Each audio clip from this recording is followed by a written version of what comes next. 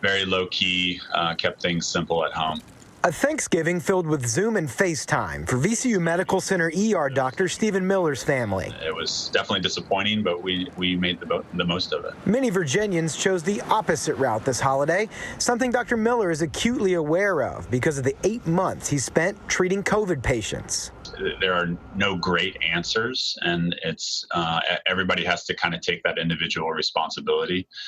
There's definitely a lot of disappointment because for us, when we look at doing our job and keeping those numbers as low as possible, it allows us to not only treat COVID patients, but it also allows us to treat non-COVID patients. So the normal emergencies that come through.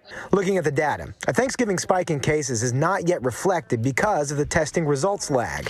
But Dr. Miller says hospitals know it's coming. To what degree, I don't know right now, but I think as a department, as a healthcare system, we are certainly putting every effort into making those resources available and anticipating that kind of growing level. While Virginia has fared better than other parts of the country, Dr. Miller continues to witness the human toll of the virus here.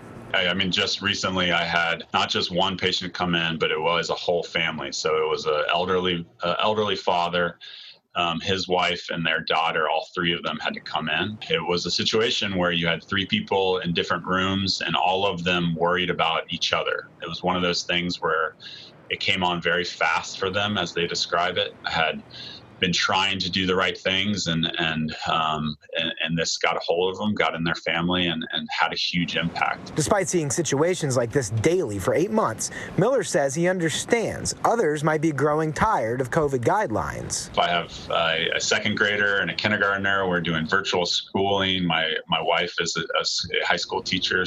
But I do have the other side that I see on a regular basis where this is a disease process that can devastate folks. With vaccines on the horizon and medical knowledge about the virus only increasing, Dr. Miller says the outlook is not entirely bleak. He says that makes it ever more important to do things like wear a mask and socially distance. Working for you in Richmond, Jake Burns, CBS 6 News.